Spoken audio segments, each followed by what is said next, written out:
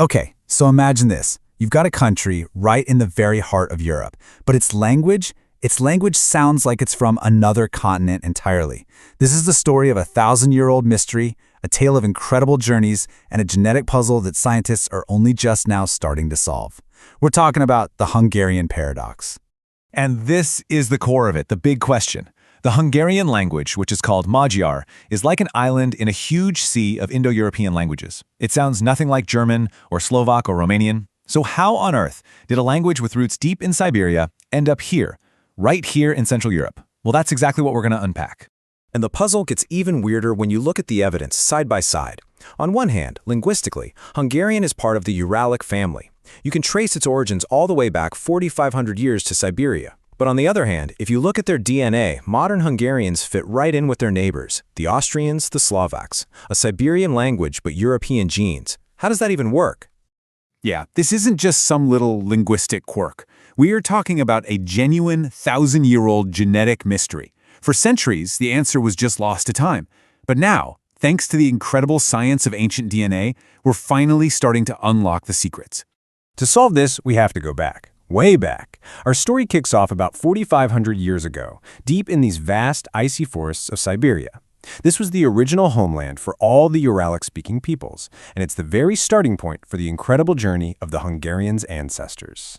From that starting point in Siberia, the ancestors of the Magyars began a journey that is just monumental. And this wasn't a quick trip. We're talking about a slow, multi-generational odyssey that stretched over thousands of years and took them clear across the Eurasian steppe. I mean, the sheer scale of this migration is just staggering. It starts 4,500 years ago in Siberia. Thousands of years later, they're pushing west, mingling with Scythian and Sarmatian tribes near the Ural Mountains. By the 800s, they're on the steppes just north of the Black Sea. And then finally, in the year 895, they make the historic move across the Carpathian Mountains. This epic journey is what forged them. So, who were these people? They weren't just a disorganized mob wandering across the plains. No way. They were a powerful confederation known as the Seven Magyars. The legend goes that their 7 chieftains swore a blood oath, a sacred promise of loyalty to their leader, Almus, who founded the famous Árpád dynasty. They were a unified, driven force with a real purpose. And that purpose hit its climax in 895 AD. After getting pushed out of the steppes by rival tribes, their new leader, Arpad, made a history-changing decision. He was going to lead his people over the Carpathian Mountains and conquer a brand new homeland for them. But here's the thing. This land wasn't empty. Not even close. The Carpathian Basin at that time was this complex patchwork of different peoples. You had Slavic farming communities, what was left of the Avar Empire, some Germanic tribes hanging on. The Magyars were the new kids on the block, and they were going to have to fight for their place. And oh, they could fight. As masters of steppe warfare, their tactics were just legendary, and nothing shows off their brilliance better than the Battle of the Brenta.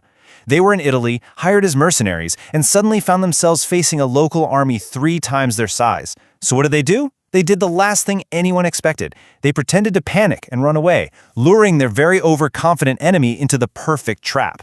And the Italian king Berenger, he bought it hook, line, and sinker.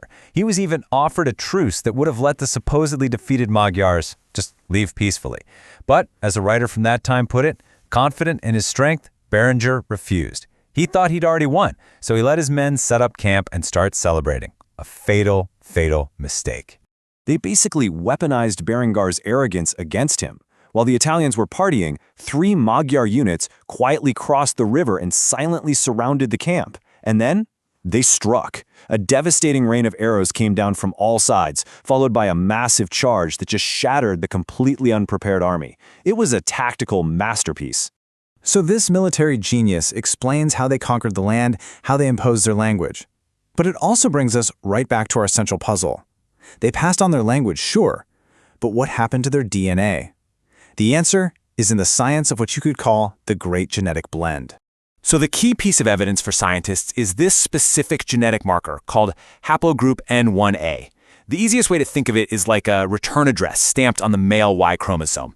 It's super common among other Uralic speakers back in Siberia, which creates this direct genetic line all the way back to the Magyars' eastern origins. And right here, this is the jaw-dropping discovery. When scientists tested the DNA from the graves of the 10th century conquering elite, they found that a massive 37% of them carried this Eastern genetic marker, a huge signal. But in modern Hungarian men, that signal has pretty much vanished. It's dropped down to just a few percent. So, where did it go? The answer is something called genetic dilution. See, the conquering Magyars were a pretty small group of elites. They were powerful enough to make everyone speak their language and adopt their culture, but they were imposing it on a much, much larger local population. Over hundreds of years of intermarrying, their original Eastern DNA was simply absorbed, diluted into the huge local European gene pool. It's like putting one drop of blue dye into a giant bucket of clear water. But hold on, there's another twist. Turns out, the conquerors themselves weren't some single, pure group. Their DNA shows they were already a diverse mix of steppe peoples, carrying genetic markers linked to Scythians, Sarmatians, and even Hunnish groups. They were literally a living history of their long journey across Eurasia. So the Magyar language survived, but their original genetic signature got absorbed. This totally unique history has created this really profound, complex relationship between language, blood, and what it even means to have a Hungarian identity.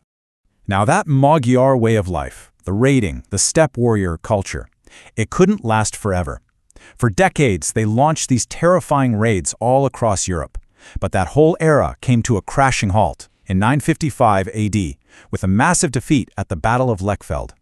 This disaster gave them a really stark choice: adapt or be wiped out. And they chose to adapt, big time. Leaders like Grand Prince Geza realized the old tribal ways were a dead end.